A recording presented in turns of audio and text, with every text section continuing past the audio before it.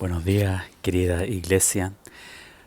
Esta mañana en que ya amaneció hace una hora, será más de una hora, y de nuevo un nuevo día de misericordia.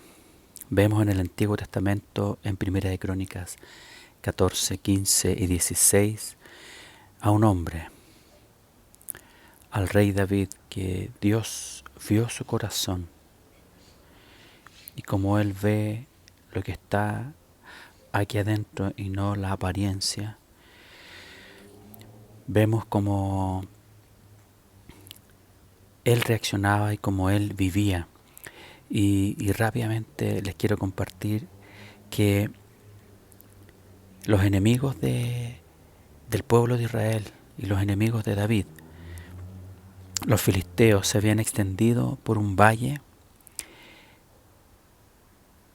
y él le pregunta a Dios en el versículo 10 del capítulo 14. Consultó a Dios diciendo: ¿subiré contra los filisteos? ¿Los entregarás en mi mano? Y Jehová le dijo: sube, porque yo los entregaré en tus manos. Y así David se condujo de acuerdo a lo que Dios le había respondido. Y en el 14:14 David volvió a consultar a Dios, y Dios le dijo: no subas contra ellos, no subas tras ellos, sino rodéalos para venir a ellos por delante de las balsameras. Entonces vemos acá que David se había acostumbrado a una dependencia de Dios. Él podría haber asumido que si Dios le había dado la fuerza para enfrentar a los filisteos, entonces lo hizo una vez, lo va a hacer siempre. Y no es así. Un corazón como el de David dependía del Señor, no lo dio por sentado. Y vemos otra característica, que él amaba a la iglesia, él amaba al Dios viviente. Y dice que preparó un lugar para el arca en el 15:1. Dice: hizo David también casas para sí en la ciudad de David, y arregló un lugar para el arca de Dios, y le levantó una tienda. Entonces dijo David: el arca de Dios no debe ser llevada sino por los levitas, es decir, solo por los levitas, personas que habían sido apartadas, personas que habían sido consagradas para hacer esta labor, porque a ellos ha elegido Jehová para que lleven el arca de Jehová y le sirvan perpetuamente. Para entender en el contexto espiritual, también histórico de aquella época, en el arca estaban una urna con el maná, la vara de Aarón que reverdeció, y las tablas de la ley. Entonces era muy importante para David y para Israel guardar esto, porque el arca representaba, por una parte, la instrucción, la enseñanza. Ahí estaban las tablas, sus estatutos. Representaba el poder en la vara de Aarón, la provisión a través del maná, pero también la misericordia de Dios, que en el fondo se encuentra en esa obediencia de su pueblo a Él y a su pacto. Y en el 15:12 les dice: vosotros que sois los principales padres de las familias de los levitas, santificaos vosotros y vuestros hermanos, y pasad el arca de Jehová, Dios de Israel, al lugar que le he preparado.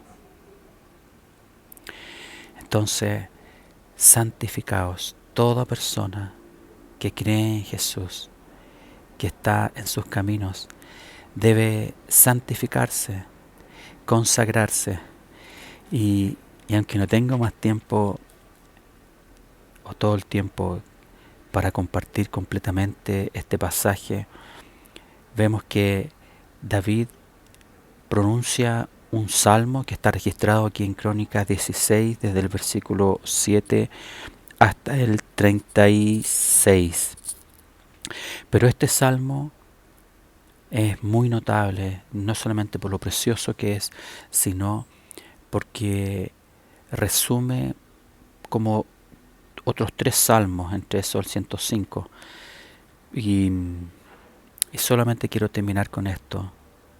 En el 16:29 dice: Dad a Jehová la honra debida a su nombre. Traed ofrenda y venid delante de él. Postraos delante de Jehová en la hermosura de su santidad.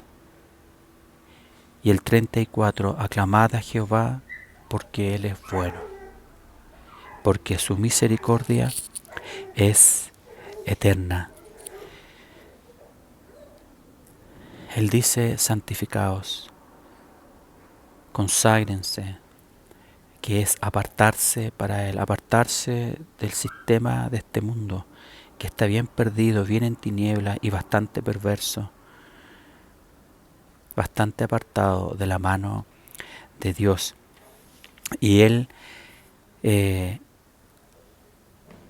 ha puesto a todos aquellos que creen a través de Jesucristo el poder vivir con un corazón de alabanza y una acción de gracia. Y Él ha puesto a todos los creyentes del Nuevo Testamento en una condición espiritual que aparece en Primera de Pedro, capítulo 2, de los versículos 5 al 9. Primera de Pedro, capítulo 2, de los versículos 5 al 9. Y aquí vemos cómo el Antiguo Testamento se une con el Nuevo. Y dice: vosotros también, como piedras vivas, vosotros, ustedes, nosotros, sed edificados como casa espiritual y sacerdocio santo, para ofrecer sacrificios espirituales aceptables a Dios por medio de Jesucristo. Él nos ha dado un sacerdocio santo. Y yo les voy a dejar de tarea que ustedes puedan leer hasta el versículo 10. Es decir, Primera de Pedro capítulo 2, desde el versículo 5 al 10. Que tengan muy buen día en el Señor.